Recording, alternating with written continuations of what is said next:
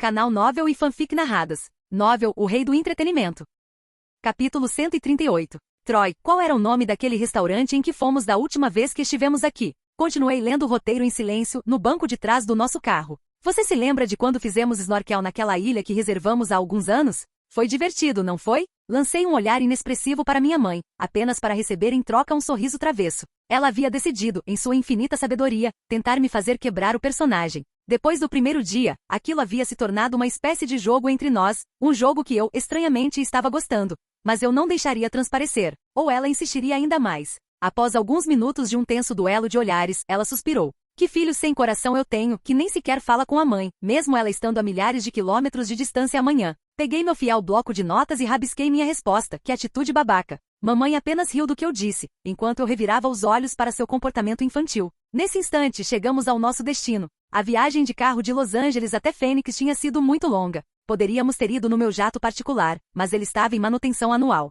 Em vez de pegar um voo comercial ou mesmo alugar um jato particular, optei pelas 6 horas de carro. Um voo não teria economizado muito tempo, considerando as verificações de segurança e os inevitáveis atrasos. Sem mencionar minha aversão geral a voar. Em que você está pensando? Perguntou minha mãe quando eu não saí do carro imediatamente. Abri a boca para responder, mas fechei-a novamente. Minha mãe era uma mulher ardilosa. Anotei. Isso foi bom. Quase deixei escapar. Mamãe suspirou antes de se inclinar para me abraçar. Estou orgulhosa de você, filho. Ainda não gosto que você faça isso, mas estou orgulhosa por você se esforçar para conseguir. Suas palavras me tocaram profundamente, e eu acariciei suavemente suas costas em resposta. Vamos lá, disse a mãe, dando um passo para trás e apontando para a porta. Vamos te acomodar no quarto do hotel antes de você ir começar os ensaios. A vida em hotéis tornou-se rotina para mim sempre que eu não estava filmando em Los Angeles, Nova York ou Londres, onde tínhamos casas de família. As filmagens de As Vantagens de Ser Invisível e Brick me ensinaram muito sobre viver com uma mala, já que ambas foram filmadas longe das casas da minha família. Para este filme, os diretores adotaram uma abordagem singular. Toda a produção seria filmada em ordem sequencial, uma raridade na indústria. Além disso, locações reais foram utilizadas em vez de elaborados cenários de Hollywood. Por isso, começamos em Phoenix, Arizona, embora a cidade tenha servido de cenário para Albuquerque, Novo México. Os produtores escolheram o Arizona devido aos melhores incentivos fiscais, o que representou uma economia de quase $500 mil nos custos de produção. Depois de me instalar no quarto do hotel e descansar por algumas horas, eu e minha equipe fomos de carro até o local do ensaio. Além de mim, estavam Tobias e minha equipe de segurança. Chamá-los de equipe talvez seja um exagero, mas eu gostei de usar o termo. Minha mãe ficou no hotel, já que não tinha nada para fazer nos ensaios, principalmente porque eu não ia falar. Entrar no estúdio de ensaio foi um pouco estranho. Conhecer pessoas novas com quem trabalhar por meses é desconcertante para qualquer um, e foi ainda mais para mim, visto que quase todos achavam que já me conheciam. Para piorar a situação, eu me impus um silêncio constrangedor. Ai meu Deus, exclamou uma menininha fofa de 9 anos assim que me viu do lado de fora do estúdio. Mamãe, você está vendo? É o Troy. Eu a reconheci imediatamente, graças ao meu poder de déjà vu e às circunstâncias únicas desta linha do tempo. Era Abigail Breslin. Assim como eu, ela havia feito sua estreia no cinema sob a direção de M. Night Shyamalan. Enquanto eu havia feito O Sexto Sentido, ela estrelou Os Sinais, um filme que me ofereceram para interpretar seu irmão, mas que eu não pude aceitar devido a conflitos de agenda com Harry Potter. Incentivada pela mãe, Abigail aproximou-se com os olhos brilhando. Oi, Troy. Meu nome é Abigail. Eu adoro Harry Potter demais. Isso poderia dar muito errado se eu não lidasse com a situação com cuidado. Peguei meu bloco de notas e escrevi uma mensagem mais longa do que o normal. Eu te conheço. Adorei você em Sinais? Não estou falando no momento para me preparar para o papel. Abigail apertou os olhos um pouco enquanto lia minha letra ilegível. Eu sei que minha letra não é das melhores, mas isso realmente importa? A maioria das pessoas digita tudo hoje em dia. Não ligue para ele, querida, disse Tobias, intervindo para amenizar a situação. O Troy está tentando algo novo, praticando o método de atuação. Ele não vai falar com ninguém no set até que seu personagem também fale. Abigail pareceu um pouco desanimada, mas se recompôs rapidamente. Entendo, disse ela com um pequeno aceno de cabeça. É tudo pelo papel, não é? Assenti com seriedade antes de lhe oferecer minha mão e apontar para o estúdio com a outra. Seu rosto se iluminou com compreensão. Pegando minha mão na sua, ela entrou na brincadeira como se já fossemos irmãos como nossos personagens e juntos entramos. O estúdio estava repleto do restante do elenco e da equipe. Steve Carell, Greg Kinnear, Alan Arkin, claro, Toni Collette estavam todos presentes. Oi, Troy. Toni me cumprimentou com entusiasmo. Acenei silenciosamente para ela, surpreendendo-a.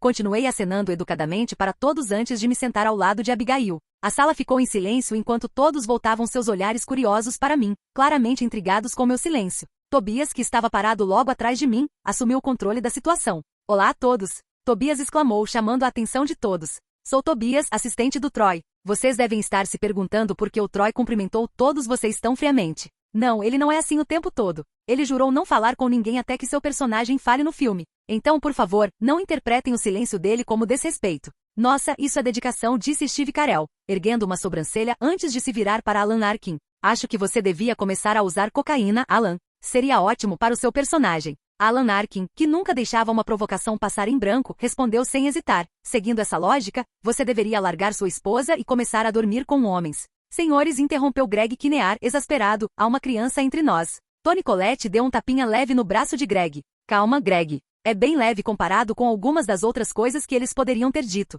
Sem perder a oportunidade, peguei meu bloco de notas e escrevi uma mensagem sarcástica para Abigail. Eu já os odeio. Abigail deu uma risadinha ao meu lado. E tudo o que eu pude fazer foi sorrir para seu rosto inocente e encantado. Enquanto isso, Valerie Faris e Jonathan Dayton, os diretores, trocaram sorrisos cúmplices. Não acho que poderíamos ter pedido um elenco melhor, disse Jonathan, virando-se para a esposa. Concordo, respondeu ela, antes de se dirigir ao elenco. Muito bem, antes de começarmos os ensaios, vamos começar com um exercício de integração. Que tipo de exercício de integração? Perguntou Greg, cautelosamente. Valerie e Jonathan se levantaram e fizeram sinal para que todos o seguíssemos lá fora. Embora cético, obedeci e voltei para o estacionamento, onde uma van amarela brilhante nos aguardava. Ela era assustadoramente parecida com a da linha temporal original do filme. Todos vocês, disse Jonathan, apontando para o ônibus, entrem nesta van e vamos fazer um piquenique em família. Preparamos uma cesta de comida para vocês. Valerie e eu iremos em outro carro. Encarei-os incrédulo, mas guardei meus pensamentos para mim. Aquilo era uma loucura. Eu sei o que vocês estão pensando, disse Valerie com um sorriso maroto.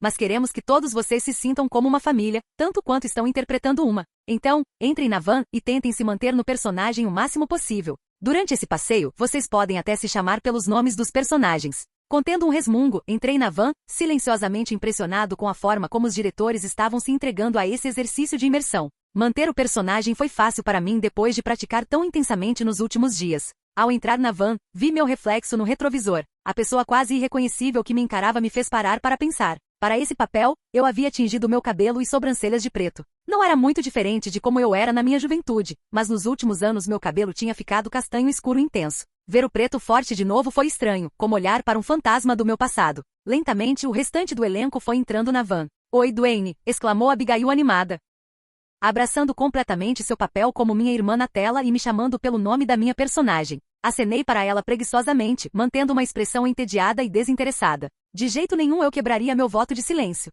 Assim que os atores se sentaram, Steve Carell deslizou para o lugar ao meu lado. Olá, Dwayne, ele cumprimentou, apertando minha mão. Como vai? Respondi com um gesto mais ou menos, recebendo um aceno de cabeça de compreensão. Eu entendo, disse Steve com um suspiro fingido. Eu também não tenho estado muito bem, problemas para dormir e a depressão de sempre. Logo depois, Alan Arkin, Toni Collette e Greg Kinnear se juntaram a nós, enquanto Steve continuava sua conversa unilateral comigo. Muito bem. Estão todos prontos para a maior aventura de todas? Greg exclamou com entusiasmo exagerado. Ao cruzar o olhar com ele pelo retrovisor, revirei o meu dramaticamente. Greg, tentando ao máximo manter a compostura, conteve o riso. Quero me matar de novo, sussurrou Steve, em tom teatral. Por que eu tive que dar à luz uma bichinha como você?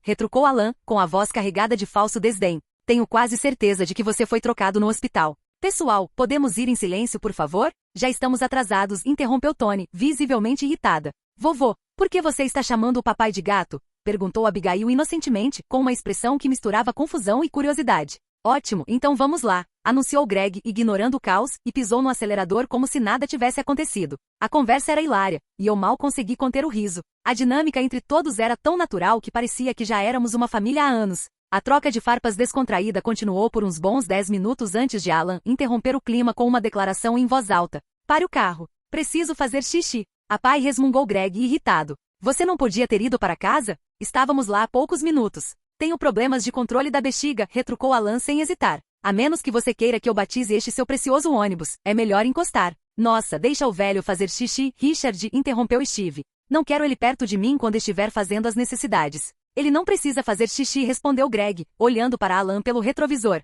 Ele provavelmente só quer cheirar alguma droga. Eu o conheço. Alan, imperturbável, deu um sorriso irônico. No próximo sinal vermelho em que você parar, eu vou embora daqui. O confronto iminente tornava cada vez mais difícil para mim manter minha expressão de tédio. Pelo amor de Deus, Richard, você não pode simplesmente encostar o carro? Perguntou Tony, com um tom exasperado. Na hora certa, um semáforo à frente ficou vermelho, e Alan, já pronto para escapar, preparou-se para fugir. Mas, num lampejo de genialidade mesquinha, Greg pisou fundo no acelerador e atravessou o cruzamento em disparada, provocando uma cacofonia de buzinas de motoristas furiosos. Para mim, foi a gota d'água. Desabei em uma gargalhada incontrolável diante das suas travessuras.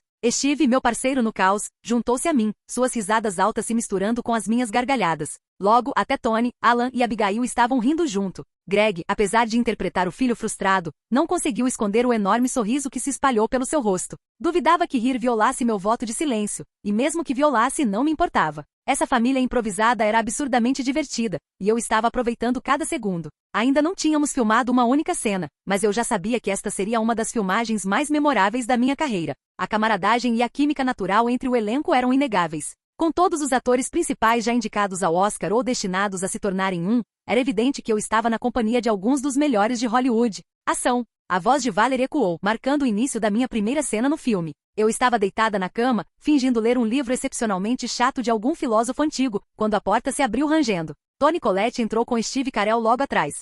Oi, Dwayne. O tio Frank está aqui, disse Toni, apontando para o homem atrás dela. Sentei-me preguiçosamente, meu desinteresse evidente enquanto a câmera seguia cada movimento meu. Ele não se importa, Frank. Já conversamos, Toni assegurou a Steve. Ao ouvi-la mencionar que eu havia falado, revirei os olhos discretamente, numa alusão sutil ao absurdo da situação, já que eu não tinha falado há dias. Steve hesitou, lançando um olhar para o corredor. Eu sei, disse Toni com simpatia, a voz carregada de um tom forçado de consolo. Mas não podemos deixar você dormir sozinho. O médico disse. Sinto muito. Preciso insistir. Mantendo uma expressão completamente impassível, levantei-me da cama e saí arrastando os pés do quarto, com o cansaço estampado no rosto enquanto a câmera capturava cada detalhe. Corta, gritou Valerie, com a voz transbordando aprovação. Foi perfeito, pessoal. Principalmente você, Troy. Aquela revirada de olhos ao fundo? Nota 10. Fiz uma pequena reverência em sinal de agradecimento. Vamos para a próxima cena, acrescentou Jonathan. Troy, você pode sair um pouco. Toni e Steve, vocês são os próximos. Com um sinal de positivo, saí para me preparar para o próximo momento.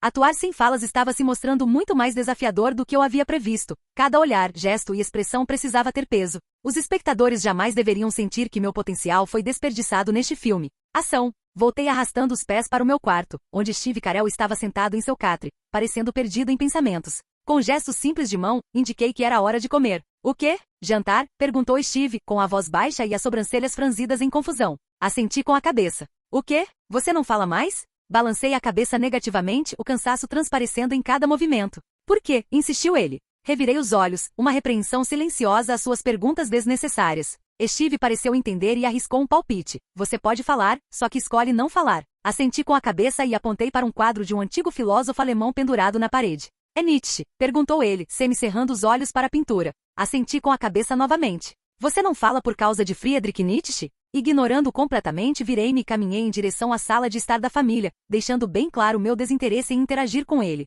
Corta, gritou Jonathan. Cena perfeita. Deixa eu rever. Um alívio me invadiu quando as filmagens tranquilas do dia chegaram ao fim. Agora finalmente posso voltar para o meu quarto de hotel e talvez marcar uma massagem ou algo assim. Meu Deus, gritou uma voz feminina, me tirando do meu devaneio. Troy. Steve. Venham rápido. Alan caiu. Acho que ele está tendo um ataque cardíaco. A adrenalina disparou enquanto eu corria em direção à sala de estar, todos os pensamentos de descanso substituídos por pavor. Capítulo 139. Junho de 2005, Arizona, Estados Unidos. Assim que entrei na sala de estar, não pude evitar amaldiçoar minha sorte. A atmosfera animada no set havia sido imediatamente interrompida pelo grito de Tony. Todos estavam reunidos em volta de Alan Arkin, que estava deitado no chão com os olhos fechados. Toni Collette estava debruçada sobre ele. Assim que me agachei ao lado dela, ela se virou para mim em pânico. Ligamos para o 911, mas eles vão demorar para chegar. Você sabe fazer RCP? Eu não fiz isso. Abri a boca para dizer, mas então percebi algo estranho. Um dos cinegrafistas da equipe, que deveria filmar os bastidores, estava gravando todo o incidente. Além de ser uma falta de sensibilidade em vários níveis, o mais estranho é que a câmera estava apontada para mim, e não para o Alan. Soltei um gemido interno ao perceber. Era uma pegadinha. Uma pegadinha de mau gosto. Pegadinhas têm limites, e essas pessoas claramente se esqueceram disso. Se você fizer RCP em uma pessoa saudável ou fizer de forma incorreta, pode causar mais mal do que bem. Mas se eles queriam me sacanear, eu adoraria inverter os papéis.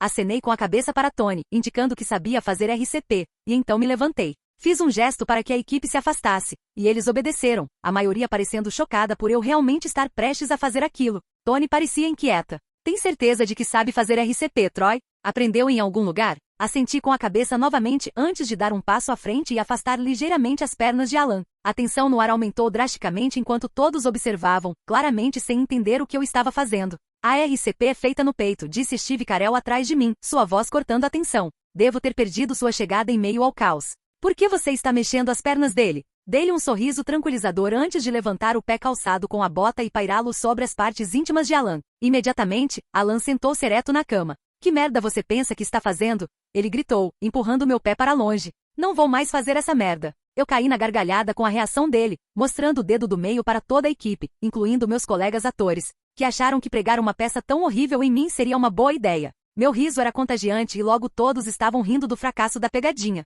Quando as risadas finalmente cessaram, Alan passou um braço pelos meus ombros e disse, desculpe. Para minha defesa, você está muito quieto, garoto. Você precisa falar mais alto. Fiz uma aposta com Carell ali de que conseguiria fazer você falar, mas claramente perdi. Peguei meu bloco de notas e escrevi, falarei em breve. Eu sei disso, disse ele. Mas até lá, eu já terei morrido e estarei de volta em casa. Não teremos mais a chance de conversar. Isso era verdade. Meu personagem, Dwayne, só fala depois que o personagem de Alan, Edwin, morre na história. Nos veríamos novamente durante os eventos promocionais e a fase de festivais de cinema de Pequena Miss Sunshine, mas haveria um intervalo significativo até lá. Balancei a cabeça e escrevi, falaremos. Se não agora, então mais tarde. Espero que sim, garoto, disse Alan. Só um conselho, se você não quer antagonizar todo mundo com quem trabalha, não use o método de atuação com muita frequência. Pode até resultar na sua melhor performance, mas não vale a pena. Gostei que pelo menos você não está incorporando completamente o personagem e apenas ficou em silêncio. Já trabalhei com atores que usavam o método de forma extrema, e quase todo mundo os odiava no set. Algumas pessoas chegaram a dizer que não trabalhariam com eles novamente por causa do comportamento errático. Assenti com a cabeça, compreendendo. Eu ainda não tinha trabalhado com um ator que se dedicasse exclusivamente ao método, mas já tinha ouvido muitas histórias durante meu tempo na indústria. Muito bem, pessoal, anunciou Jonathan. Vamos encerrar. A filmagem de hoje acabou. Jesus, estou cansado, gemeu Alan Arkin. Estou tão cansado. Você sabe o quanto estou cansado? Ele se virou para mim e cutucou meu braço de leve para chamar minha atenção. Olhei para ele uma vez irritada antes de voltar meu olhar para a janela. Se alguma garota viesse até mim e implorasse para que eu transasse com ela, eu não conseguiria. É assim que estou cansado, continuou Alan, ignorando completamente minha falta de resposta. Pai, Greg se virou no banco enquanto dirigia. Cuidado com a linguagem, hein? Ele voltou a se concentrar na estrada à frente. Ela está ouvindo música, disse Alan, gesticulando em direção à menina de 9 anos que curtia a música em seus fones de ouvido. Viu? Olive, eu te dou $1 milhão se você se virar. Como era de se esperar, a garota permaneceu completamente alheia à conversa. Alan se virou para mim. Posso te dar um conselho? Balancei a cabeça negativamente. Bem, vou te dar de qualquer jeito, disse ele, completamente impassível. Não quero que você cometa os mesmos erros que eu cometi. Mal posso esperar para ouvir isso, murmurou Greg sarcasticamente do banco do motorista. Dwayne, esse é o seu nome, certo? Perguntou Alan. Como não respondi, ele continuou. Transar com muitas mulheres, Dwayne. Não só uma mulher, mas várias mulheres. Ei, pai, gritou Greg da frente. Você pode relaxar? Ela está com fones de ouvido. Alan disparou antes de se virar para mim. Então, você vai transar? Balancei a cabeça negativamente. Não? Jesus, você tem o quê, 15 anos? Você deveria estar experimentando essas coisas de criança. Essas coisas de criança são as melhores do mundo. Apesar de a declaração ser moralmente errada, a forma como Alan a proferiu foi tão ultrajante que precisei de toda a minha força de vontade para não quebrar o personagem e cair na gargalhada. Ei, pai, já chega. Pare com isso. Greg gritou novamente. Por favor, não me interrompa. Alan retrucou, antes de se dirigir a mim novamente. Veja bem, agora você é menor de idade. Eles são menores de idade. É perfeito. Quer dizer, você completa 18. Cara, estamos falando de 3 a 5 anos. Olhei para Steve Carell, sentado na fileira da frente, tentando desesperadamente não rir. Essa acabou sendo uma péssima decisão. Os ombros de Steve tremiam violentamente de tanto rir, e assim que ele se virou e nossos olhares se encontraram, não conseguimos mais nos conter. Ha ha ha ha. Steve e eu rimos como loucos. Abigail, que estava sentada ao lado de Steve com os fones de ouvido, os tirou para entender o que estava acontecendo. Greg e Tony também começaram a rir, deixando Alan como o único que não achou graça. Ajudou o fato de que o carro não estava sendo dirigido por Greg. Em vez disso, estava em um carrinho baixo puxado por um caminhão. Por que você está rindo? Perguntou-me Abigail, mas mudou de assunto para Steve no meio da frase quando percebeu que eu não responderia. Nada, querida, respondeu Tony. É só que o Alan está agindo de forma muito estranha. Abigail fez beicinho. Por que eu não consigo ouvir a cena também? Alan inclinou-se para a frente e deu um tapinha na cabeça dela. Não se preocupe, querida. Quando você crescer, eu te darei o DVD deste filme. Então, virando-se para mim, ele sussurrou. Você tem noção de como é ruim você estar rindo dessa frase? Aposto que daqui a décadas, quando eu estiver morto, as pessoas vão se lembrar de mim como o velho avô que te deu conselhos tão terríveis. Instantaneamente meu riso desapareceu. De certa forma, ele tinha razão. Quando Alan Arkin finalmente faleceu, eu me lembrei dele principalmente por esse papel, e que papel brilhante foi esse. Pessoal, anunciou Valerie pelo alto-falante. Vamos refazer a cena. Do começo. Sim, Alan acenou com a cabeça para mim. E por favor, não saia do personagem desta vez. Ele lançou um olhar significativo para Abigail. Senão ela vai se distrair, e ela é preciosa demais para ouvir as palavras que estou usando. Isso só fez com que eu respeitasse ainda mais o velho. Antes de começarmos a filmar, Alan insistiu em uma condição. Toda vez que seu personagem dissesse um palavrão, Abigail não poderia ouvi-lo. Os roteiristas ajustaram várias cenas para que ela não precisasse estar presente sempre que um palavrão fosse dito. Como nesta cena, Abigail estava usando fones de ouvido com volume alto. Ação. Já haviam se passado mais de 3 semanas desde que iniciei meu voto de silêncio. Foi difícil no começo, mas aos poucos me adaptei. Agora raramente o quebro, não importa o quão provocativo ou polêmico alguém tente ser. E acredite, todos tentaram me fazer quebrar meu voto, mas eu não quebrei. Alan Arkin chegou a sair do set sem sequer ouvir minha voz além de risadas. Finalmente, o dia que eu tanto esperava chegou. Então, você entende seus sentimentos em relação a isso, certo? Perguntou Valerie. Assenti com a cabeça, demonstrando compreensão. Lembre-se, está para ser a cena mais impactante do filme, disse ela com seriedade. Sei que você fará jus a ela. Uau! Sem pressão nenhuma. Essa cena foi uma das mais desafiadoras que já fiz, emocionalmente falando. Em instantes, tive que retratar um espectro de sentimentos: indiferença, tristeza, luto, raiva, fúria e finalmente desespero. A parte mais difícil foi garantir que eu não exagerasse. Essa cena foi o principal motivo pelo qual eu quis participar de Pequena Miss Sunshine. Era o tipo de momento que você assiste no cinema e pensa, esse cara vai ganhar um Oscar. Na linha do tempo original, Paul Dano fez essa cena de forma brilhante, mas não recebeu nenhum reconhecimento de nenhuma premiação. Vamos ver como me saio. Caminhei até o carro e sentei-me dentro dele. Desta vez, Greg estava dirigindo, já que o carro precisava parar, e essa parte precisava ser gravada. Um cinegrafista estava sentado no carro conosco, segurando uma câmera para capturar de perto uma das cenas mais impactantes do filme. Ação! A voz de Valerie ecoou pelo alto-falante. É um A. Você não consegue ver? Bem ali, Abigail apontou para o kit de teste de visão que havia pegado no hospital. Balancei a cabeça negativamente, indicando que não conseguia ver. É verde brilhante, destacou Steve Carell. Novamente balancei a cabeça negativamente. Lentamente a ficha começou a cair. Mesmo assim, eu queria confirmar meus temores.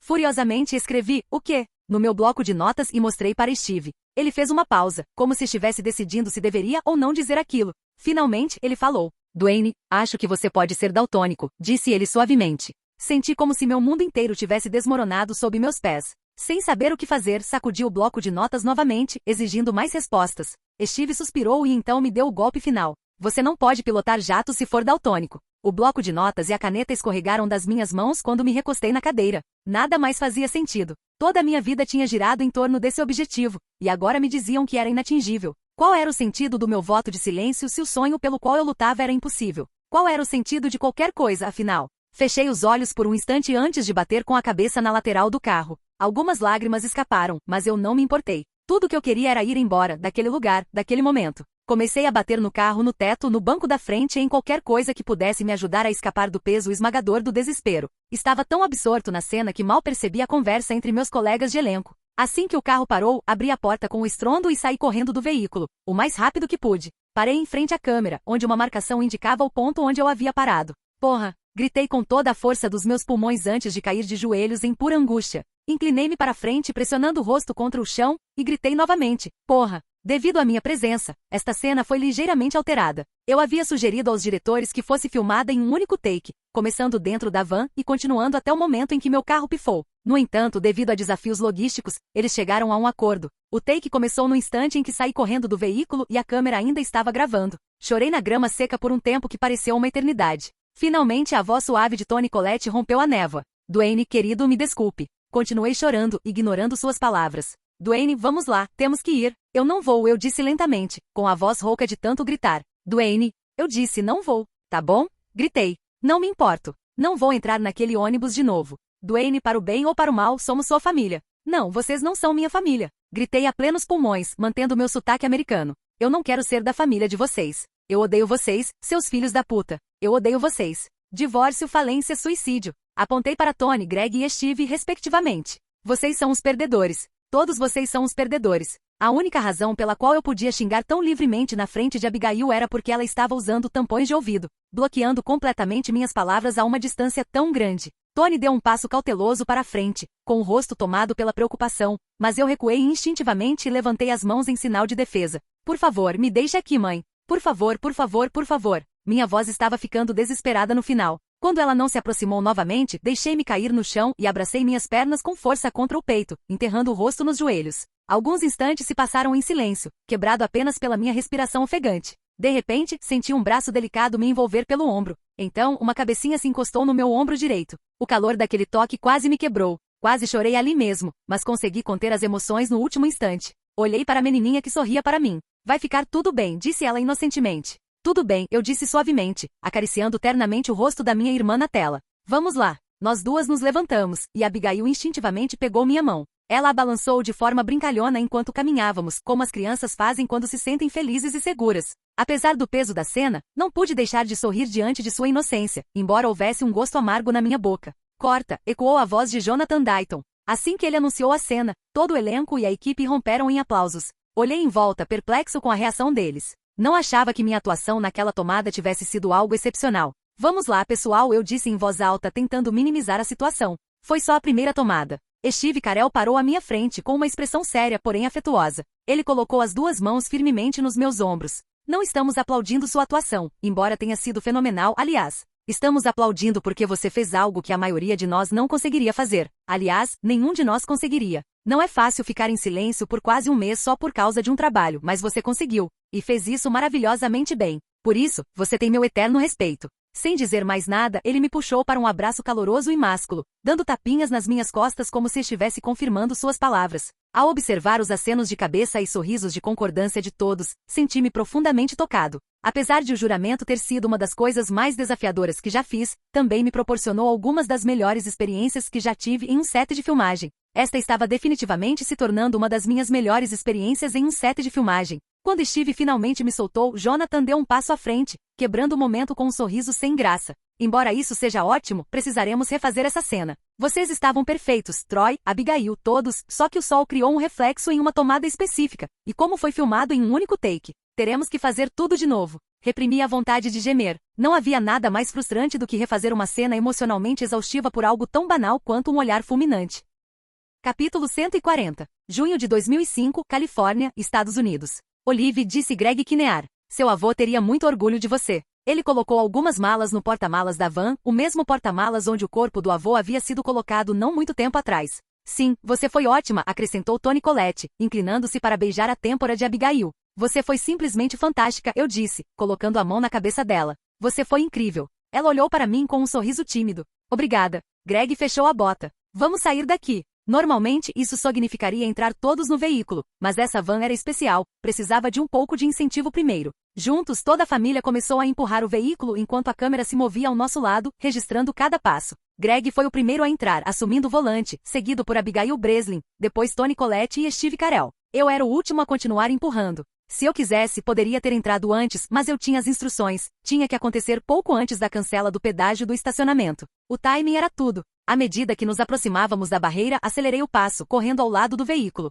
No exato momento em que a barreira surgiu à nossa frente, saltei para dentro. Steve fechou a porta atrás de mim e Greg buzinou enquanto atravessávamos a sexta barreira do dia. Todos rimos como se estivéssemos em nossos personagens, apreciando o absurdo da situação, enquanto a organizadora do concurso de beleza estava na fila do pedágio ao lado da nossa, boquiaberta. Corta! Jonathan e Valerie gritaram em uníssono, suas vozes ecoando pelo alto-falante do carro. Conseguimos, pessoal! É um encerramento para a pequena Miss Sunshine? Greg deu ré com a van até o estacionamento, onde toda a equipe nos recebeu com aplausos estrondosos. Em meio à multidão, um rosto se destacava, um rosto que me deixou muito feliz em ver. Sem perder tempo, caminhei rapidamente em sua direção. Ela havia chegado atrasada, bem a tempo de ver a cena final. Isso só foi possível porque estávamos filmando o clímax em um estacionamento em Los Angeles, onde Rihanna estava hospedada por acaso. Olá, cumprimentei-a com um sorriso. Ei, você também, respondeu Rihanna, invadindo meu espaço pessoal e me beijando nos lábios, à vista de todo o elenco e equipe. Sua ousadia me pegou de surpresa, mas naquele momento eu não me importava se o mundo inteiro descobrisse sobre nós.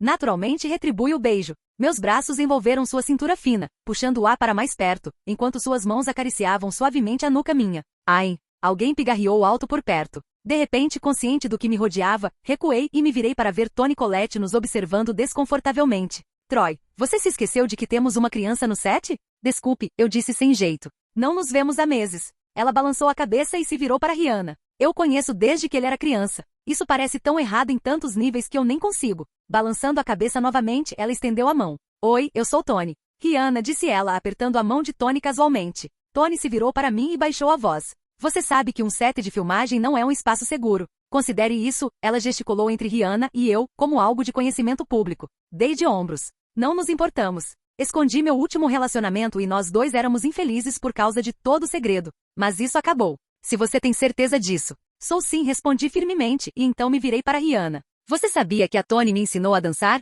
Se não fosse por ela, eu não teria conseguido a Billie Elliot até ponto. Sério? Perguntou Rihanna com fingida inocência. O que eu não daria para voltar no tempo e ver o pequeno e inocente Troy? Você tinha mesmo que dizer isso, murmurei baixinho. Antes que nossa conversa pudesse continuar, Jonathan Dayton, o diretor, pegou o microfone e se dirigiu a todos em voz alta. Obrigado a todos por tornarem este filme possível. O esforço conjunto de vocês fez de Pequena Miss Sunshine uma realidade. A equipe irrompeu em aplausos. Juntei-me a eles de todo o coração, pois realmente gostei do tempo que passei fazendo o filme. Gostaria também de agradecer aos nossos produtores, que estarão todos presentes na festa de encerramento desta noite. Mas antes de nos despedirmos, há um produtor que vocês precisam conhecer, alguém que permaneceu anônimo até agora. Fechei os olhos por um instante. Por que Jonathan não podia ter esperado até esta noite? Ou melhor ainda, por que não podia ter feito esse anúncio de jeito nenhum? Troy Armitage, disse ele, virando-se para mim com um sorriso enorme. Este filme quase foi cancelado há alguns meses, até que Troy apareceu e o salvou. Ele nos pediu para manter sua identidade em segredo, para que todos aqui o tratassem normalmente.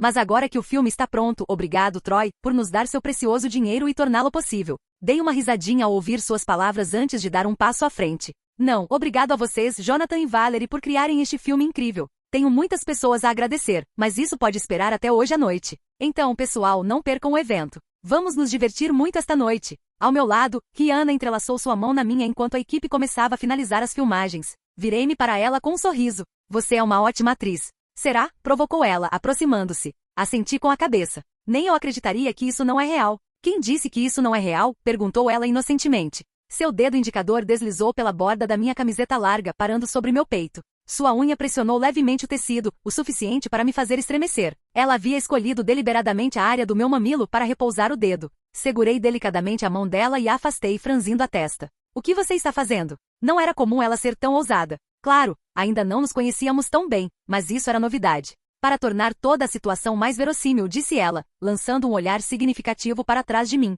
Não precisei me virar para saber que alguém nos observava. Não faça isso, eu disse firmemente. Só precisamos ir à estreia de Brick em Los Angeles, e aí todo mundo vai saber. Rihanna fez um biquinho brincalhão por um instante antes de seus olhos brilharem. Então, você está livre agora, né? Ergui uma sobrancelha, cético. 3 ou 4 horas antes da festa. Por quê? O que você está planejando? Ela deu de ombros casualmente. Preciso de uma pequena ajuda no meu quarto. Você poderia, trocar minha lâmpada? Eu mal consegui conter o riso diante do eufemismo nada sutil dela. Esse é o seu codinome para mim agora? Lâmpada? Pode ser, ela brincou antes de pegar minha mão e me puxar. Vamos. Não temos muito tempo. Vamos ver quantas lâmpadas conseguimos trocar em 3 horas. Mal posso esperar para impressioná-lo com minha habilidade em trocar lâmpadas. Nós dois rimos do absurdo da nossa conversa antes de seguirmos em direção ao estacionamento. Esta sou eu, disse ela, apontando para um Chevrolet velho e surrado. Você pode vir comigo neste carro ou seguir no seu. Olhei de relance para o meu próprio carro, um contraste gritante com o modesto Chevy dela,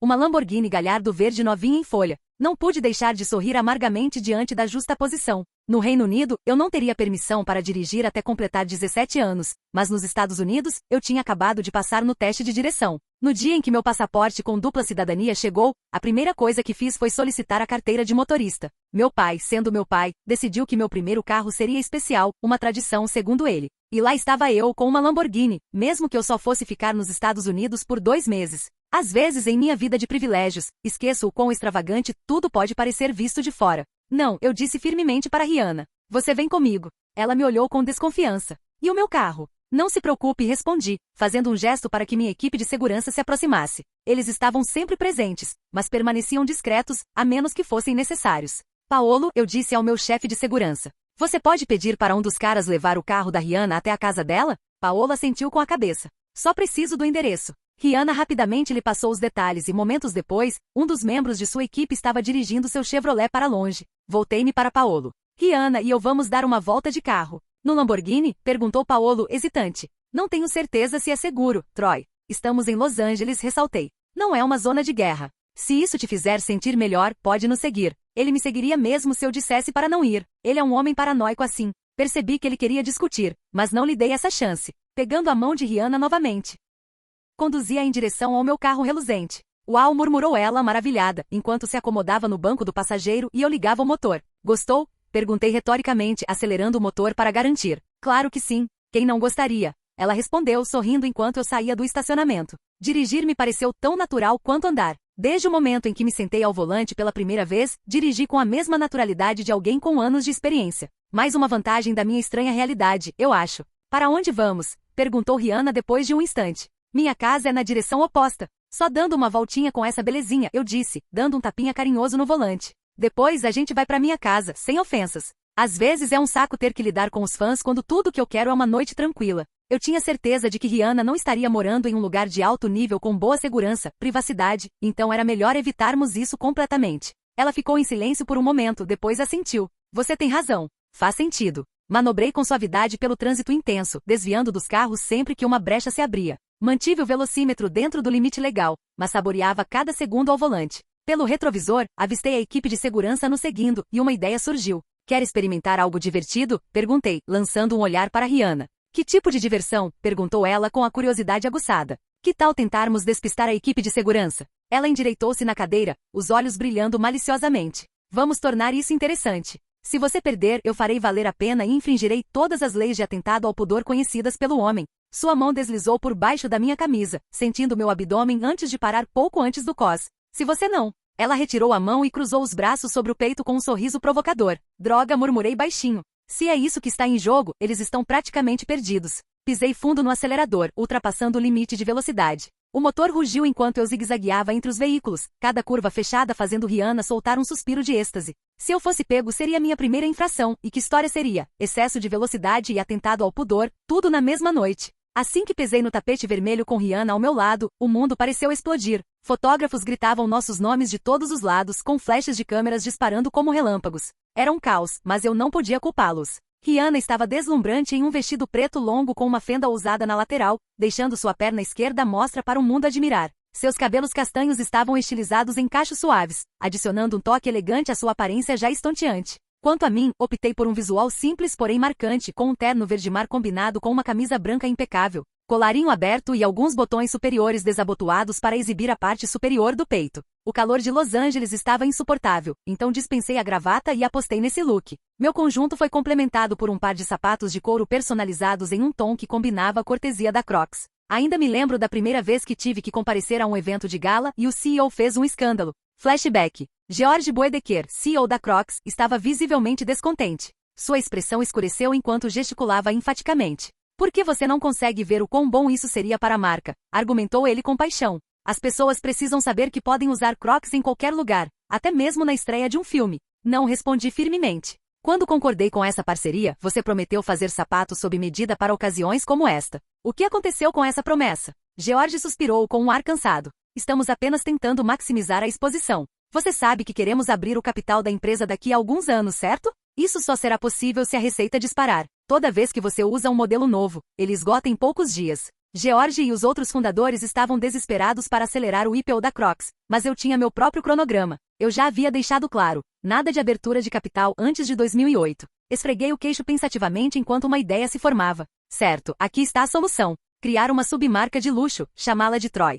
Tenho os direitos autorais do meu nome, então isso não deve ser um problema. Fazer com que tenham preços premium e em quantidade limitada. Se esgotarem, ótimo para todos. Se não, dei de ombros com um sorriso. Mais sapatos para mim. A expressão de George mudou, e as engrenagens em sua mente começaram a girar visivelmente. Uma submarca. Isso poderia funcionar. Deixe-me consultar a equipe. Ótimo, eu disse, recostando-me com satisfação. Agora sobre os sapatos da estreia. Fim do flashback. Eu já havia testado a linha Troy durante a estreia de Harry Potter e o Cálice de Fogo. A resposta foi extremamente positiva. Os compradores adoraram os sapatos pelo conforto, minha prioridade número 1 ao criá-los, e pelo visual elegante e sofisticado. Disponíveis em diversas cores, eles eram os sapatos sociais mais confortáveis que eu já havia usado. Vendo o sucesso da marca, George estava ansioso para expandir a oferta de produtos premium da Crocs. Embora a marca fosse mais conhecida por seus tamancos casuais, ele agora vislumbrava calçados formais como uma lucrativa fonte secundária de receita. Idealmente, ele teria esperado alguns anos para lançar a linha, mas os resultados falaram por si.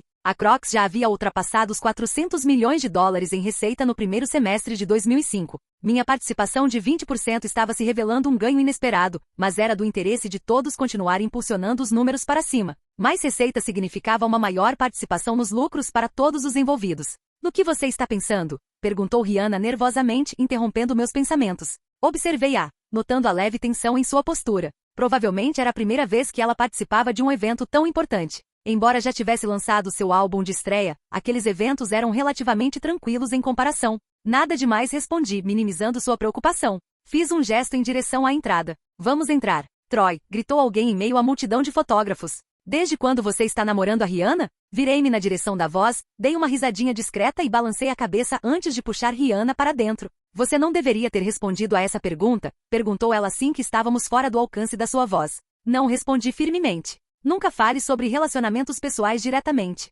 Se precisar compartilhar algo, deixe que seu assessor de imprensa cuide disso. Peça para que ele vaze a informação por meio de fontes anônimas. Se você não tiver um assessor de imprensa, peça o meu emprestado. No momento em que você disser qualquer coisa, as pessoas vão presumir que você está tentando promover o relacionamento para chamar a atenção. Rihanna assentiu pensativamente, levando meu conselho a sério enquanto caminhávamos até o local do evento. Lá dentro, minha família já estava à espera. Não esperava isso de você, Troy, disse meu pai como cumprimento. Apesar das palavras, sua expressão era mais divertida do que qualquer outra coisa. Paolo me contou como teve que subornar um policial para te tirar dessa enrascada. Sim, Troy, disse Rihanna maliciosamente, com a voz carregada de falsa preocupação enquanto beliscava minha bunda, longe da vista de todos. Por que você estava dirigindo tão rápido? Eu mal conseguia ficar sentada direito na velocidade em que você estava. É claro que ela não estava sentada direito por motivos que meu pai não precisava saber. Só para piorar a situação, o policial era meio lerdo e não percebeu exatamente o que estava acontecendo. Os vidros escuros do meu carro ajudaram. Dei de ombros com ar despreocupado e me virei para Rihanna com um sorriso irônico. Valeu a pena. Espere, interrompeu Evan. O que aconteceu com o policial? É uma longa história.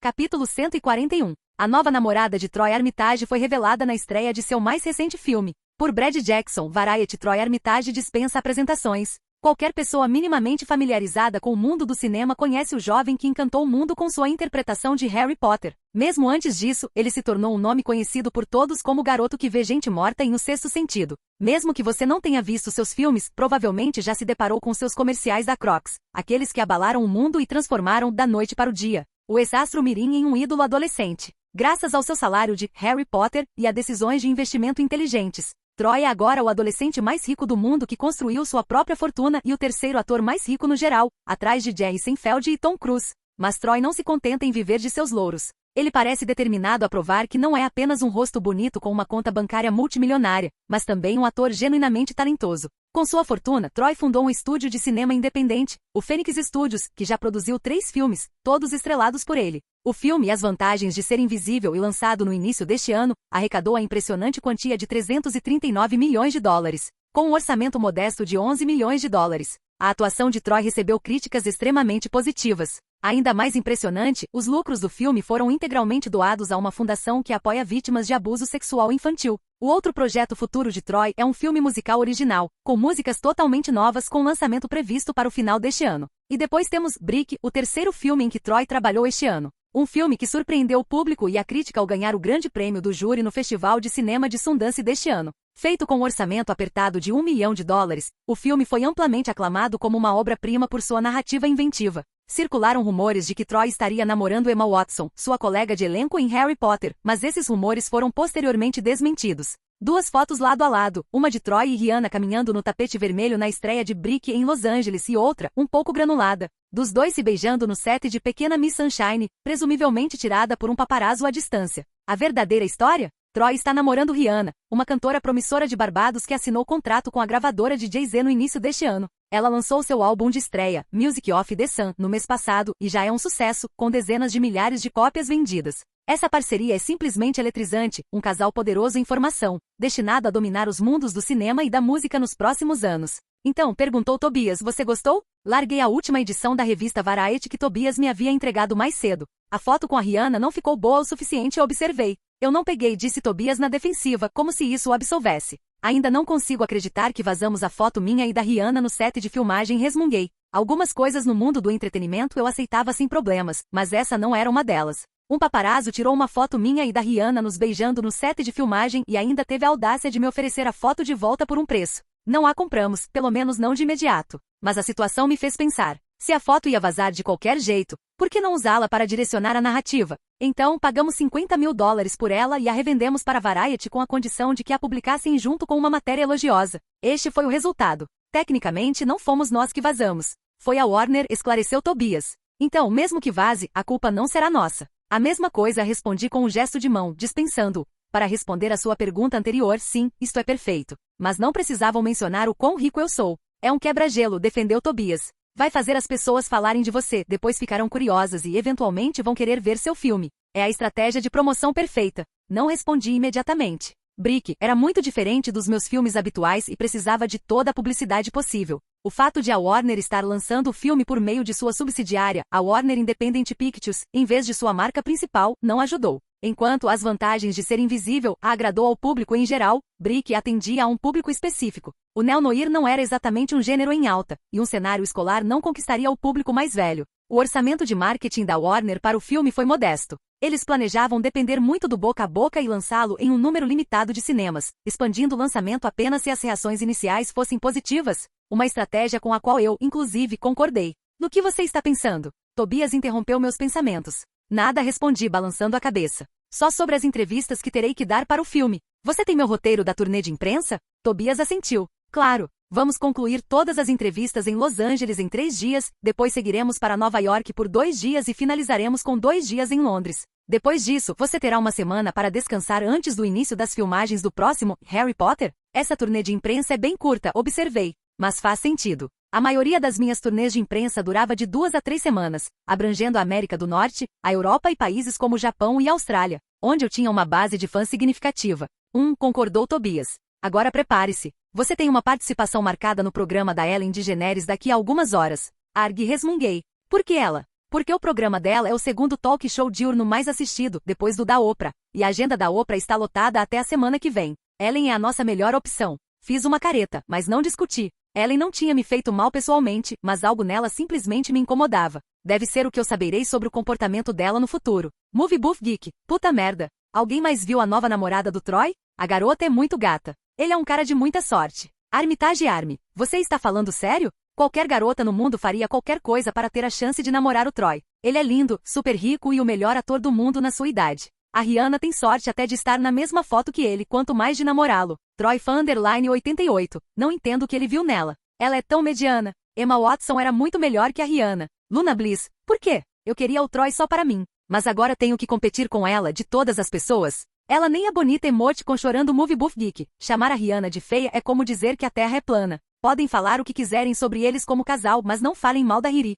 Serene Dreamer. Concordo 100% com @Luna Bliss. A Rihanna é bem mediana. Ela é mais ou menos, mas não boa o suficiente para alguém como Troy. Aliás, como os dois se conheceram? Cynical Scribe. Segundo fontes internas, Troy e Rihanna gravaram um filme musical juntos e se apaixonaram durante as filmagens. Dizem que o filme será lançado ainda este ano, junto com o primeiro álbum do Troy. Mal posso esperar. Troy Fan _ 88. Caramba, como eu perdi isso. Mal posso esperar para o Troy lançar um álbum completo. Sempre quis ouvir um dele desde que ele lançou com o nome, há um tempão. Red Pill Revealer. Temos certeza de que isso não é uma jogada de marketing? Porque Troy convenientemente revelou seu relacionamento justamente quando seu filme está prestes a ser lançado. Social Justice Stan. Com certeza vou assistir ao filme dele. Esse filme ganhou o prêmio principal no Festival de Cinema de Sundance e os críticos estão adorando. Não me importo nem um pouco se eles usam práticas questionáveis para promovê-lo. Aliás, adoro Troy e a Ri juntos. Tim foi o Hatch Expert. O que eu não entendo é por que diabos o Troy está namorando uma garota negra. Todas as garotas bonitas estão extintas?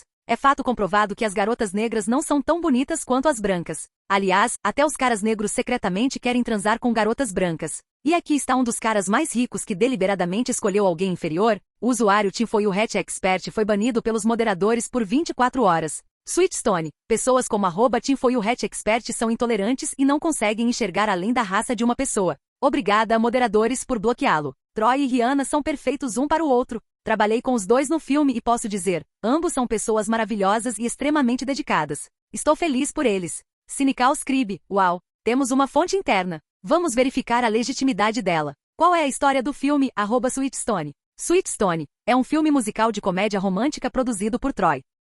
O ponto alto do filme serão as músicas de Troy. Pelo que sei, ele escreveu e cantou a maior parte da música do filme e é mágico. Social Justice Stan. Podemos falar sobre Brick em vez disso?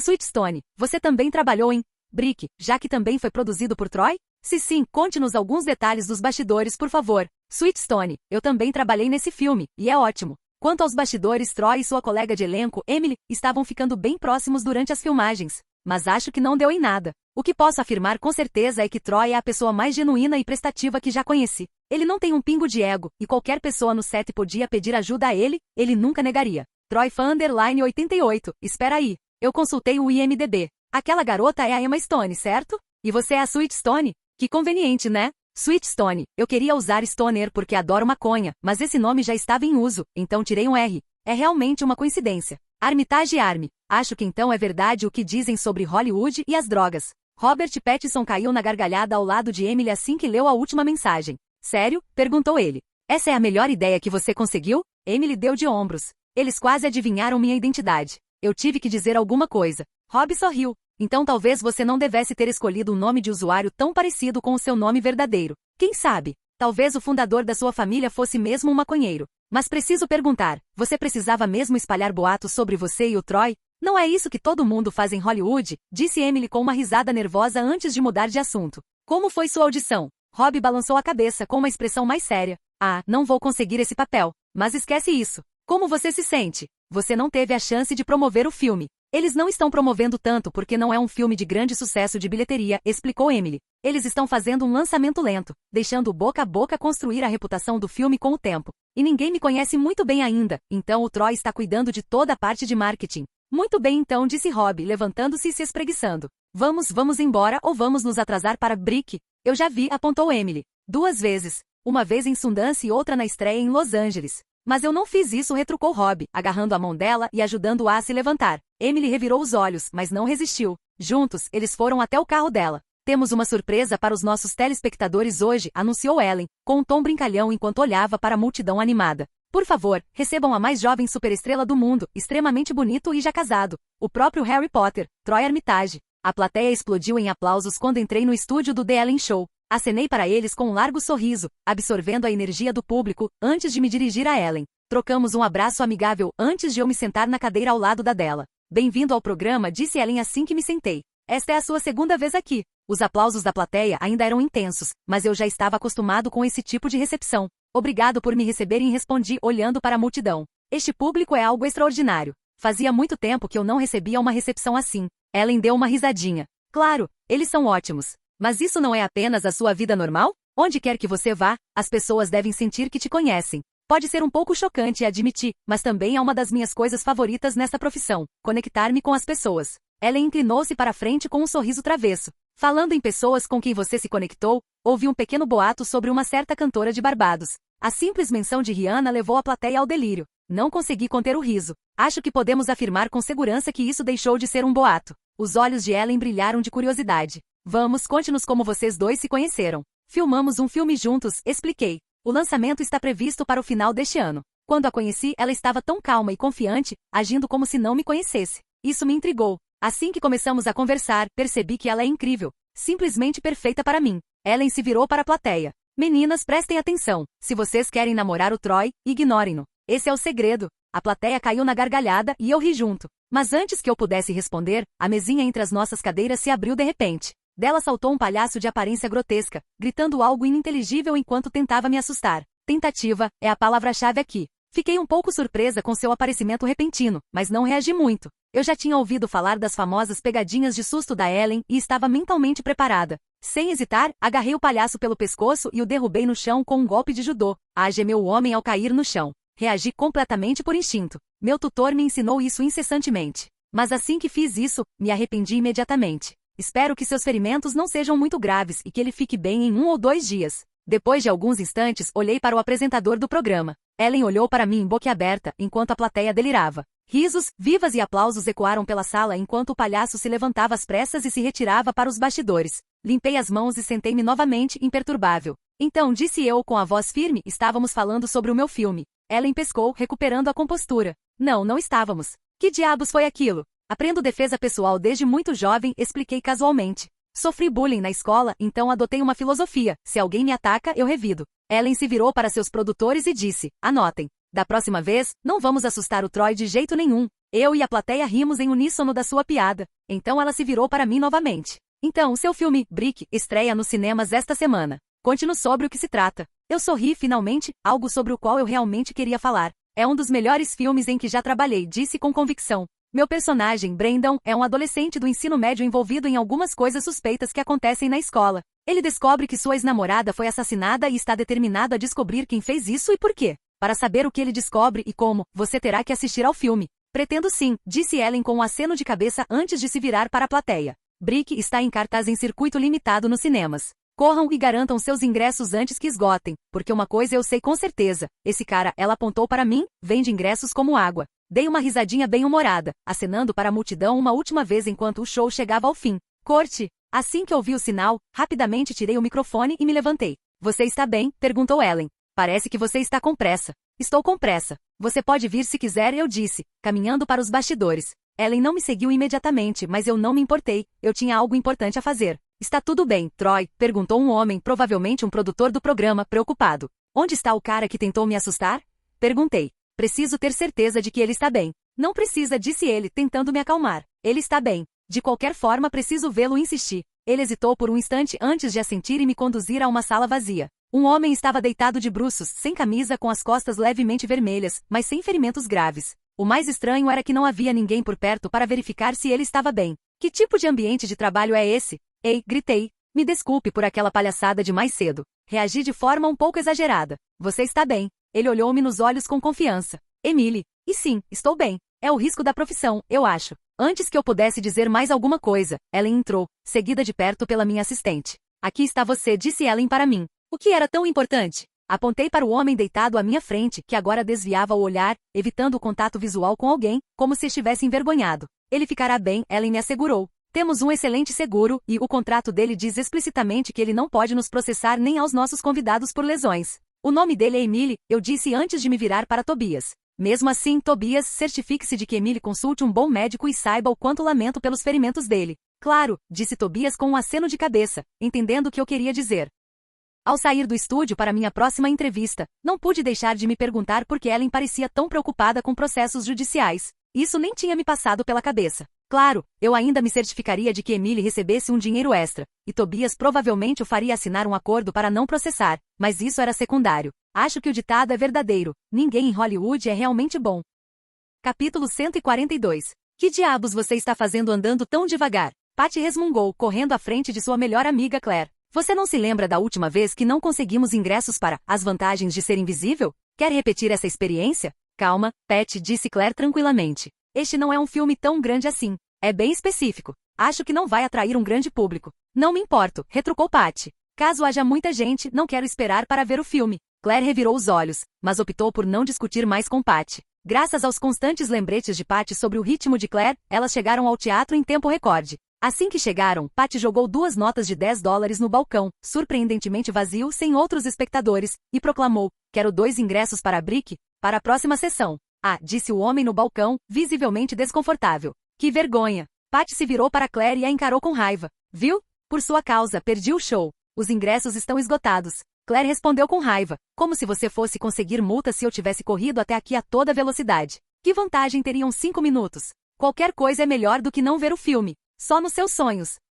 Claire foi interrompida por uma forte pigarreada. As 2 garotas se viraram em uníssono para o homem no balcão, que ergueu as mãos para acalmá-las. Desculpe interromper a discussão de vocês, mas não teriam conseguido os ingressos mesmo se tivessem reservado com 5 dias de antecedência. E por que será? Retrucou Patty, irritada. Porque não estamos exibindo Brick, disse o homem com naturalidade. Veja você mesmo. Você vê algum cartaz dele em algum lugar? E fiel às suas palavras, não havia nenhum cartaz de Brick dentro ou ao redor do teatro. Os cartazes expostos eram de Cinderella Man Lords of Dogtooth e The Sisterhood of the Traveling Pants. Eles estão exibindo em um número muito limitado de cinemas, continuou o homem. Por que vocês, meninas, não assistem ao filme Sisterhood? Foi lançado há algumas semanas e as meninas adoram. Ignorando o homem, Claire se virou para Patty e perguntou num tom forçadamente calmo. Você me arrastou até o cinema às 9 da manhã para um filme que nem está em cartaz. Não me diga que você nem checou em qual canal ele está passando. Patty respondeu com voz mansa. Pensei que a Warner tivesse aprendido com o erro depois de as vantagens de ser invisível? Você acha? Não seja sarcástica, respondeu Patty. Vamos a outro cinema. Não está em cartaz em nenhum cinema da região, disse o homem no balcão gentilmente antes que eles pudessem sair. Talvez chegue em algumas semanas? Geralmente acontece com filmes independentes de lançamento limitado. Arg! Gritou Patty sem se importar com o que acontecia ao seu redor. Eu odeio a Warner Bros. É a segunda vez, droga. O Brick estreou em apenas 150 cinemas na América do Norte. Embora esse número fosse bom para um filme de lançamento limitado, foi péssimo para um filme estrelado por Troy Armitage. Esta foi a primeira vez que um filme de Troy estreou em tão poucas salas. Mesmo assim, a classificação indicativa PG-13, em comparação com a classificação R da versão original, jogou a seu favor. A presença de Troy no papel principal também impulsionou sua popularidade muito além do que Joseph Gordon-Levitt poderia ter alcançado na versão original. O maior desafio que Brick enfrentou foi a forte concorrência de outros filmes. Cinderella Man de Russell Crowe, um grande lançamento com um orçamento de 88 milhões de dólares. Recebeu críticas positivas tanto da crítica especializada quanto do público. A Irmandade das Calças Viajantes e Os Reis de Dogtooth, cada um com um orçamento de 25 milhões de dólares, também receberam críticas favoráveis. O primeiro foi particularmente popular entre as adolescentes, enquanto o segundo atraiu mais o público jovem masculino. Tecnicamente, o único ponto forte e importante que Brick tinha além de Troia era a aclamação da crítica. A história nunca fica clara enquanto se desenrola, mas oferece uma rica fonte de diálogos, comportamentos e incidentes que o manterão preso até o último minuto. Se você perder qualquer parte dela, poderá se arrepender. Troy Armitage, como protagonista Brandon, domina como sempre. Como o filme é contado do ponto de vista dele, não há uma única cena em que ele não esteja presente. O elenco de apoio também oferece ótimas performances, incluindo Emma Stone, Emily, Anna Kendrick, Laura, Michael B. Jordan, Brad e Noah Fleischstug. Roger Ebert e Chicago Sun-Times. Classificação: 3, 5, 4. Eu não sabia o que esperar de um filme que mistura elementos de noir com angústia adolescente, mas Brick de Rian Johnson me surpreendeu. É melancólico, atmosférico e assumidamente estranho, no melhor sentido da palavra. O roteiro é repleto de gírias enigmáticas que te prendem a atenção, e as reviravoltas te mantêm intrigado até o final. Troy Armitage se entrega completamente ao papel. Não é um filme para todos, mas se você gosta de mistérios com uma pitada de drama colegial e uma boa dose de estilo, você vai adorar. Felicity Schwartz Neusdai. Classificação: 8 décimos. Brick é um filme muito pretensioso. É difícil assistir ao filme inteiro sem rir do absurdo da trama. Os personagens agem como se fossem algum tipo de vilões, mas acho difícil engolir algumas de suas ações quando são apenas crianças. A única coisa que salva o filme é Troy Armitage, que mais uma vez prova ser uma força a ser reconhecida em qualquer papel que interprete. Rex Reed, Observador. Classificação: 1, 5, 4. Embora as críticas não tenham sido unanimemente positivas, o filme recebeu elogios da maioria, alcançando 85% de aprovação no Rotten Tomatoes. Com uma nota média de 7, 6, 10. No Metacritic, obteve 77, com base em 44 avaliações. Apesar de ser uma nota inferior à da maioria dos filmes recentes de Troy, ainda assim superou outros filmes lançados no mesmo período. Além disso, a base de fãs dedicada de Troy Armitage garantiu uma audiência constante, já que muitos assistiriam a qualquer filme em que ele aparecesse, independentemente das críticas. Todas as críticas positivas, a vitória no Grande Prêmio do Júri em Sundance. A participação de Troy no programa da Ellen DeGeneres e seu relacionamento recentemente revelado com Rihanna geraram um burburinho significativo para o que de outra forma seria um pequeno filme independente. Como resultado, houve uma verdadeira corrida para assistir a Brick, especialmente considerando o número limitado de salas de cinema. Normalmente, filmes com lançamento limitado ganham distribuição mais ampla quando arrecadam pelo menos $2.000 por sala, mas Brick superou todas as expectativas. Em seu primeiro dia, o filme arrecadou impressionantes $1,15 milhão, com uma média de $7.667 por sala. No sábado foram mais $1,2 milhão, seguidos por $0,95 milhão no domingo, resultando em uma arrecadação total de $3,3 milhões no fim de semana. Tem certeza de que esses são os números corretos? Perguntou Barry Meyer Alan Horn, surpreso. Com certeza absoluta, respondeu Alan com um enorme sorriso. Mais de 1.000 cinemas em todo o país solicitaram uma cópia do filme. O que devemos fazer? Encomende mais 3.000 cópias impressas, disse Barry com firmeza. E aumente o orçamento de marketing em $3 milhões. Vamos ver até onde podemos chegar com isso. Alan assentiu, reconhecendo a oportunidade. Seu outro lançamento recente, a Irmandade das Calças Viajantes, não havia conseguido arrecadar nem $1.500 por sala em nenhum momento desde a estreia, apesar de ter tido um lançamento amplo desde o início. Ficou claro que priorizar Brick era jogada inteligente. O objetivo era capitalizar o sucesso do filme antes da estreia de seu grande sucesso de bilheteria do verão, Batman Begins, em 2 semanas. Ação, gritou Rian Johnson. Harry Melling, que interpretou Dudley Dursley, deu um passo à frente vestindo uma roupa que o fazia parecer mais gordo. Quem é Cedrico Potter? Ele é seu namorado? É por isso que você fica gemendo o nome dele a noite toda? Não, Cedrico. Não, ele zombou, imitando um grito dramático. Seu grupo de valentões caiu na gargalhada. Talvez seja assim que devamos te chamar agora, Harry Viadinho. Ignorei suas provocações infantis e desviei o olhar, minha atenção atraída por uma criança pequena brincando com a mãe no parque. O que você está olhando, Potter? Perguntou Duda, seguindo meu olhar. Um lampejo de compreensão surgiu em seus olhos. Ah, o pobrezinho está procurando a mamãe. O que aconteceu com ela, Potter? Ela morreu? Um ódio profundo me invadiu enquanto eu encarava Dudley. Levantando-me do balanço, tirei minha varinha do bolso e a enfiei com força no queixo dele. Estreitando os olhos, perguntei ameaçadoramente. O que você estava dizendo, Dudley? Os amigos de Dudley continuaram rindo, mas o próprio Dudley congelou, pressentindo o perigo no meu tom de voz. De repente o vento aumentou, soprando com força enquanto o céu escurecia de forma anormalmente rápida. As risadas cessaram imediatamente e um silêncio sepulcral se instalou, enquanto todos pressentiam que algo estava errado. Dudley, nós devemos ir, gritou um de seus capangas, nervoso. Dudley olhou para mim com ceticismo. Que diabos você está fazendo? Não estou fazendo nada, disse com firmeza. Os amigos de Dudley se dispersaram como folhas ao vento, abandonando-o sem hesitar. Seus passos em pânico logo se dissiparam, deixando apenas eu e Dudley parados no parque sinistramente silencioso. Sem trocar mais uma palavra, corremos na direção do que supostamente era a casa dos Dursley. Não havia nenhuma casa por perto, pois a casa dos Dursley era um cenário criado inteiramente nos estúdios Lea Vesden, mas estávamos filmando ao ar livre. Um operador de Steadicam corria suavemente ao nosso lado, capturando cada momento enquanto corríamos com uma urgência exagerada. Logo chegamos ao túnel, uma passagem escura e úmida que ecoava nossos passos apressados. À medida que diminuíamos a velocidade, olhei em volta procurando por ameaças reais ou imaginárias. Aquele momento de distração foi tudo que Duda precisava. Seu punho surgiu do nada, atingindo meu queixo de leve. Mas agi como se fosse a pior coisa que já me aconteceu. Cambaleei para trás, minha varinha escorregando da minha mão e caindo com um estrondo no chão do túnel. Pare com isso, berrou Dudley com a voz embargada pelo medo antes de se virar e disparar para o fundo do túnel. Você está correndo na direção errada, seu idiota. Gritei atrás dele, esfregando o queixo. Mas Dudley congelou no meio do passo, o terror estampado em seu rosto. Embora invisível para nós no set, um dementador agora o estava atacando, uma presença sombria que seria adicionada posteriormente por meio de computação gráfica. Caí de joelhos, procurando freneticamente minha varinha no chão irregular. Minhas mãos arranharam o concreto frio e áspero antes de finalmente agarrar o cabo liso. Antes que eu pudesse reagir, um arnês e fios me puxaram para longe, me arremessando contra a parede do túnel. Suspenso no ar, lutei contra as amarras com o coração acelerado. No filme, esse seria o momento em que um dementador me atacaria, seus dedos esqueléticos buscando minha alma. O realismo da cena era perturbador, mesmo sabendo que a criatura só existiria na pós-produção. Com a varinha ainda na mão, empurrei-a para frente e gritei com toda a minha força, Expecto Patronum. A ponta da varinha brilhava intensamente, o efeito alimentado por uma bateria habilmente escondida. O arnês me soltou e eu aterrissei desajeitadamente, mas em segurança no chão. Ofegante, levantei-me rapidamente, apontando minha varinha para Duda. O gesto pareceu funcionar, seus movimentos bruscos diminuíram e cessaram completamente. Mantive-me tenso, examinando o túnel escuro enquanto recuperava o fôlego. Meus olhos percorriam cada sombra, quase esperando que outro dementador se materializasse. Como nenhum apareceu, corri até meu primo caído e verifiquei se ele estava bem. Corta! A voz de Rian Johnson ecoou pelo túnel. Perfeito, rapazes. 10 tomadas antes de começarmos a filmagem da cena da Sra. Fig. Rian era notoriamente insistente em usar locações reais para as filmagens. Um estúdio teria sido muito mais conveniente, poupando-nos do caos de filmar em áreas públicas, mas o compromisso de Rian com a autenticidade sempre prevalecia. Este túnel em particular, escondido perto de um parque local, não foi exceção. Assim que me endireitei, caminhei até Harry Melling, que ainda estava no chão. Estendi a mão e o ajudei a se levantar. A volumosa roupa de gordo que ele usava dificultava que ele se levantasse sem ajuda,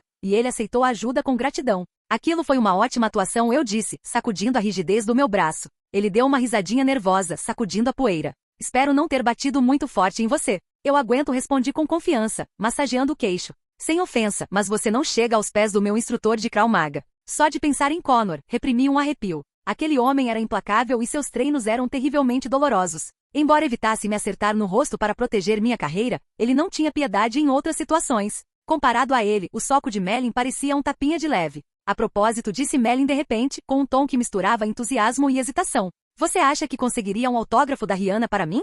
Sou muito fã dela. Ergui uma sobrancelha, olhando para ele com ceticismo. Ela só lançou um álbum. Já ouvi isso 1000 vezes, retrucou ele com um sorriso descarado. A voz dela é perfeita. Assenti lentamente, tentando manter um tom casual. Posso tentar. Ela não estará aqui no Reino Unido por um bom tempo, está em turnê. E eu não posso exatamente ir até ela por motivos óbvios. Apontei para o cenário em que estávamos trabalhando. Harry Melling inclinou a cabeça, lançando-me um olhar duvidoso. E vocês ainda estão fazendo dar certo? Namoro à distância? Dei de ombros, deixando a pergunta no ar. Ele não era próximo o suficiente para conhecer os detalhes do meu relacionamento, e eu não estava disposta a começar a explicá-los. E você? Perguntei, desviando a conversa de mim. Você tem namorada? Não, cara. Ele balançou a cabeça, um sorriso torto surgindo em seu rosto. As garotas costumam me achar repulsivo. Afinal, quem namoraria um valentão gordo como eu? Seu tom era leve, quase jocoso, mas havia uma inegável ponta de verdade em suas palavras. Não era difícil imaginar como interpretar um personagem como Dudley Dursley poderia afetar a autoestima de alguém. Os papéis que os atores assumem muitas vezes moldam a forma como o público os percebe, às vezes injustamente. Abigail Breslin, com quem eu havia trabalhado recentemente em Pequena Miss Sunshine, confidenciou-me sobre suas próprias inseguranças durante as filmagens por causa da roupa de gordo que teve que usar. Papéis negativos, especialmente aqueles que se tornam icônicos, podem assombrar a imagem de um ator muito além das telas. Posso te apresentar a uma garota bonita, eu disse, mantendo minha expressão completamente séria. É só dizer a palavra. Por um instante, ele me olhou com desconfiança, como se estivesse tentando decidir se eu estava brincando. Então balançou a cabeça e riu. Estou bem. Preciso me concentrar nos meus estudos por enquanto. Justo, eu disse, inclinando a cabeça em concordância. Antes que pudéssemos continuar, a voz de Rian ressoou, alta e imponente. Muito bem, rapazes. Hora da próxima parte da cena. Horas depois, após o que pareceu uma eternidade de repetições e ajustes, a filmagem do dia finalmente terminou. Excelente trabalho, pessoal, exclamou Rian com entusiasmo evidente. Cumprimentei Melanie com um toque de punhos antes de seguir em direção ao meu trailer, pronto para me livrar das roupas sem graça de Harry Potter e vestir algo meu. Mas antes que eu pudesse ir muito longe, Rian me interceptou.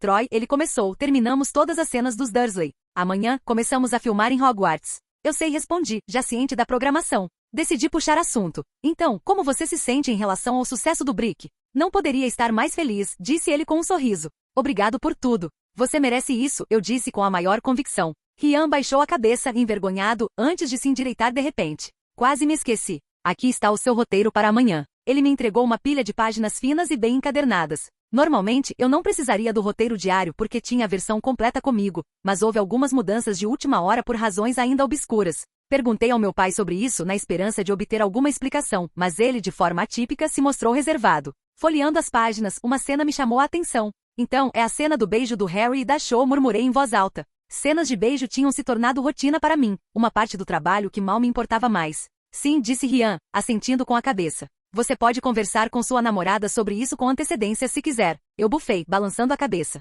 Isso não é necessário. Muito bem, então. Com um gesto de mão, Rian se afastou para supervisionar o restante do encerramento. Enquanto continuava em direção ao meu trailer, li o roteiro revisado com mais atenção. No meio da leitura, travei. Que merda, sussurrei, franzindo a testa enquanto relia a passagem. Por que Hermione está com ciúmes nessa cena depois de descobrir sobre o beijo de Harry e Cho?